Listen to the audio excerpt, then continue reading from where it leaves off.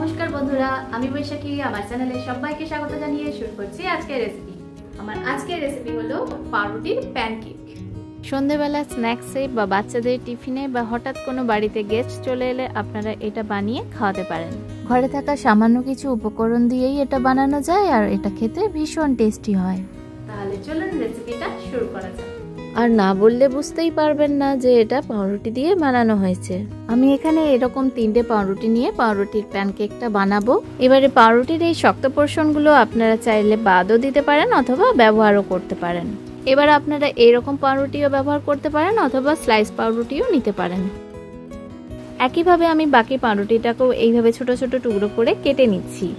আপনারা যদি এর থেকে কম বা বেশি বানাতে চান সেই অনুযায়ী আপনারা বাকি উপকরণগুলোও কমিয়ে বা বাড়িয়ে নেবেন। পাউরুটির টুকরোগুলো এবার আমি একটা পাত্রে তুলে নিচ্ছি। এবারে পাউরুটির টুকরোগুলোকে আমি প্রথমে সেঁকে নিচ্ছি। সেঁকে নেওয়ার আগে ফ্রাইং প্যানে হালকা একটু বাটার দিয়েছি, তবে এটা আপনারা চাইলে নাও দিতে পারেন, শুধুমাত্র সেঁকে নিলেই হবে।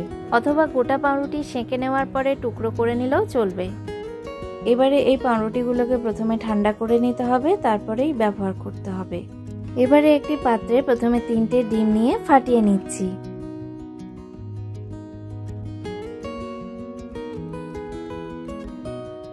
এবারে এতে একে একে দিয়ে দিচ্ছি হাফ টিস্পুন নুন, হাফ টিস্পুন হলুদ গুঁড়ো, সামান্য একটু ঝাল লঙ্কার গুঁড়ো, আর দিয়ে দিচ্ছি 2টো বড় সাইজের পেঁয়াজ কুচি, একটা মিডিয়াম সাইজের টমেটো কুচি, একটা মিডিয়াম সাইজের ক্যাপসিকাম কুচি, নিজেদের ঝালের স্বাদ অনুযায়ী কিছু কাঁচা লঙ্কা কুচি, তবে বাচ্চাদের জন্য বানালে লঙ্কাটা স্কিপ করে দেবেন, বেশ খানিকটা ধনেপাতা কুচি, আর দিয়ে দিচ্ছি 1 টেবিল স্পুন চিনি, একটু আদার টুকরো আর 2 কোয়া রসুন নিয়ে এটাকে প্রথমে বেটে নিচ্ছি। আদা রসুন বাটাটা আমি দিয়ে দিলাম। এবারে সবকিছুকে খুব ভালো করে মিশিয়ে নিচ্ছি। এই পাউরুটির টুকরোগুলোকে আমি সেঁকে নেওয়ার পরে এটাকে পুরোপুরি ঠান্ডা করে নিয়েছি। এরপর এই পাউরুটিগুলোকে একটা বড় বাটিতে ঢেলে দিলাম। এবারে আগে থেকে যে ডিমের মিশ্রণটা বানিয়ে রেখেছিলাম সেটাও এর মধ্যে দিয়ে খুব তাড়াতাড়ি এটাকে মিশিয়ে নিচ্ছি। সবশেষে এতে দিয়ে দিলাম 1 প্যাকেট ম্যাগি মশলা, আর দিয়ে দিলাম কিষানের টমেটো কেচাপ 3 থেকে 4 টেবিল স্পুনের মতো।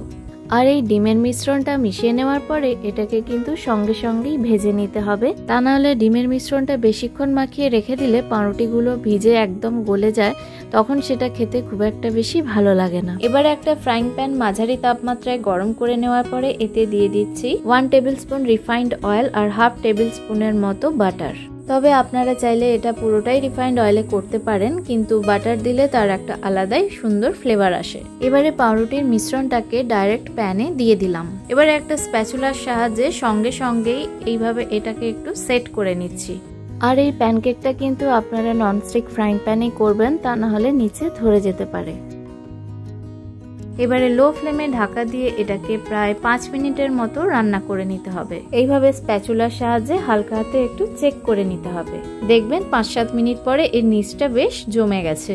এবারে এটাকে উল্টে নিয়ে অপর দিকটাও একইভাবে রান্না করে নিতে হবে। সেই জন্য প্রথমে একটা প্লেট নিয়ে পাউরুটির প্যানকেকটাকে এইভাবে ঢেলে দিলাম। এবারে এই প্যানকেকটার উপরে আরো একটা প্লেট নিয়ে এটাকে এইভাবে উল্টে নিলাম।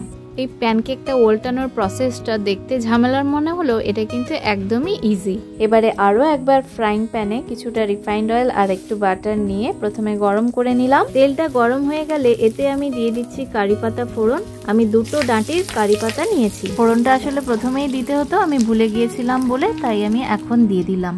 আর এই কারি পাতার ফ্লেভারটা এই পাউরুটির প্যানকেকের সাথে খুব সুন্দর যায়। এবারে প্যানকেকের উল্টো পিঠটা অর্থাৎ যে দিকটা কাঁচা আছে সেটাকে নিচের দিকে রেখে ফ্রাইং প্যানে দিয়ে দিলাম। এবারে এটাকে লো ফ্লেমে একইভাবে ঢাকা দিয়ে আরো 5-7 মিনিটের জন্য রান্না করে নিতে হবে। আর মাঝে মাঝে 1-2 বার চেক করে নিতে হবে এটা হয়েছে কিনা। তাহলে পাউরুটির প্যানকেক আমাদের তৈরি হয়ে গেল। খুবই ইজি আর খুবই টেস্টি একটি রেসিপি। এই প্যানকেকটা তৈরি করতে প্রায় 10 থেকে 12 মিনিটের মতোই টাইম লাগে। এবারে গ্যাস অফ করে দিলাম। এবার এটাকে আমি একটা প্লেটের উপর উল্টে দিয়ে দেখিয়ে দিচ্ছি যে এটাও হয়ে গেছে। আপনারা বাড়িতে অবশ্যই একবার ট্রাই করবেন, আশা করি আপনাদের ভালো লাগবে। এবারে এটাকে গরম গরম সার্ভ করুন নিজেদের পছন্দ মতো সসের সাথে। এবারে এটাকে নিজেদের পছন্দ মতো শেপে কেটে নিতে হবে। এইরকম এক টুকরো পাউরুটির প্যানকেক খেয়ে নিলে পেট আর মন দুটোই ভরে যাবে। তাহলে একটু টেস্ট করে দেখা যায় এটা কেমন হয়েছে। ওয়াও, জাস্ট অসাধারণ। তাহলে আপনারাও বাড়িতে এটা একবার ট্রাই করবেন আর কমেন্ট করে জানাবেন যে আপনাদের এই রেসিপিটা কেমন লাগলো। আর ভালো লাগলে লাইক, শেয়ার এবং সাবস্ক্রাইব করে আমার চ্যানেলটির পাশে দেখা হবে নেক্সট কোনো রেসিপি নিয়ে। আজ তাহলে আসি, নমস্কার।